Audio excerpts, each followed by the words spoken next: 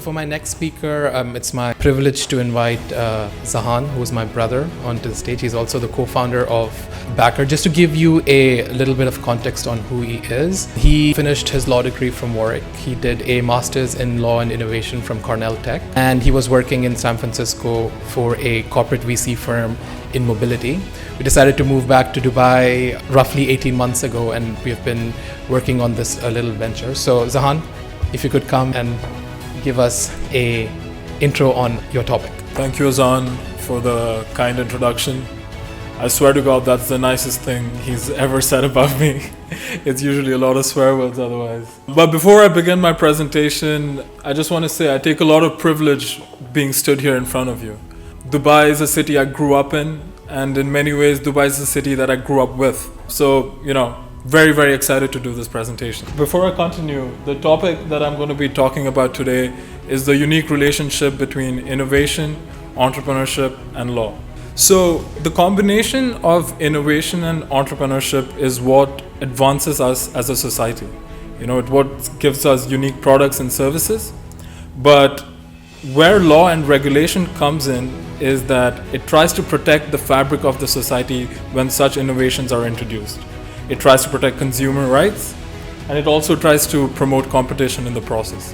Today, we live in an age of rapid innovation and rapid solutions coming at a very quick pace. This kind of leaves regulators in a very tricky position because it's really difficult to keep up with the rapid pace at which it evolves. So what are the options with which regulators are left with? They can either do nothing and let the innovation go haywire, or they could put a hard stop to it and let the innovation stop. So today I'm going to try and talk about what are the challenges faced by regulators and what entrepreneurs could do to help them in the process. So before I get into it, there are two types of disruptive innovations. Firstly, it's through new technology. I'm sure all of you have heard about buzzwords such as artificial intelligence, blockchain, augmented reality and virtual reality, and also Internet of Things. These new technologies are going to create new marketplaces and millions of new businesses. It's essentially going to change the way we interact and transact with one another.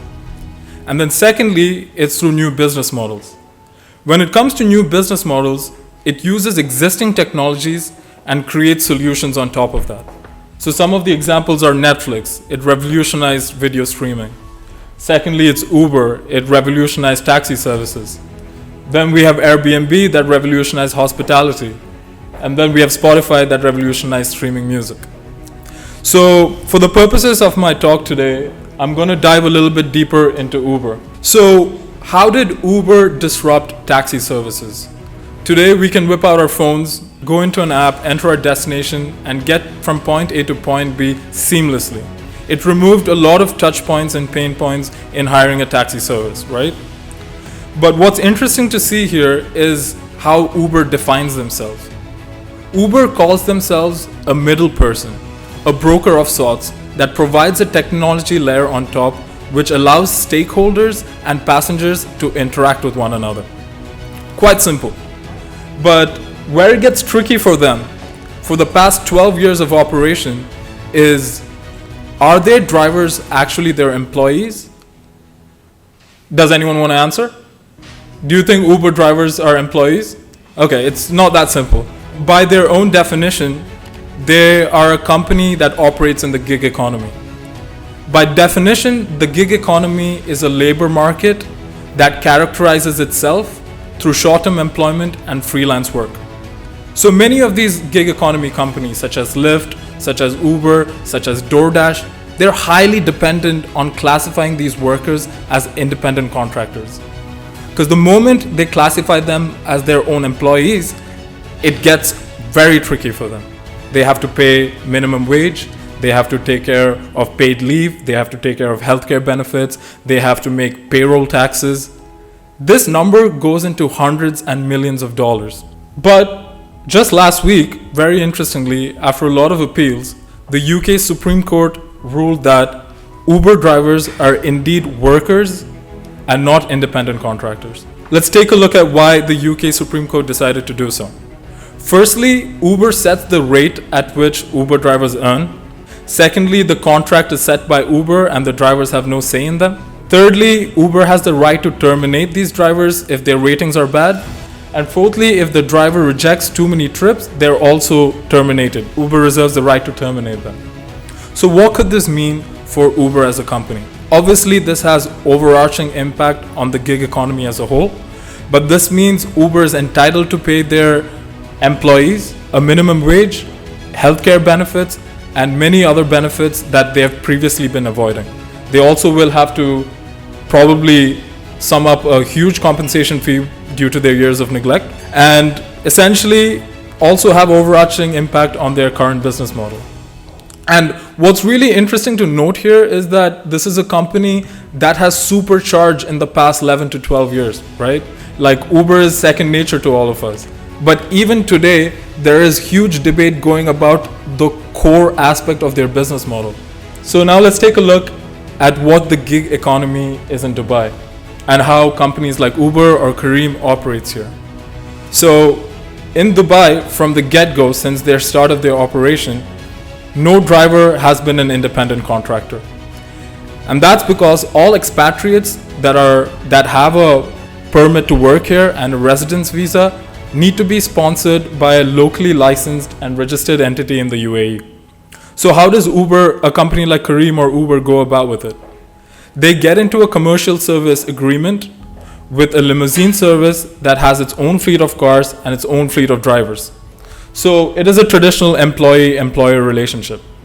But what's interesting to note here is that regulation in the UAE actually does recognize freelance work and gig economy workers. It's just that they have to entitize themselves in a free zone and avail their services to company within that free zone.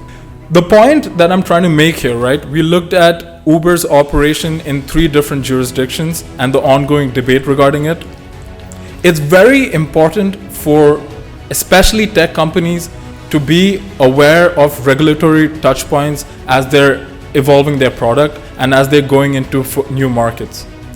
Which is what really excites me about a place like Dubai, because regulatorily it is one of the most proactive cities in the world. It's leading to be one of the most futuristic and unbelievable cities. And I say this with a lot of pride.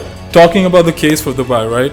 Firstly, there is huge rate of technology adoption within the people that live here. The infrastructure here is highly advanced. So that means like new solutions have the ability to roll out their solutions in the infrastructure that's available in the city.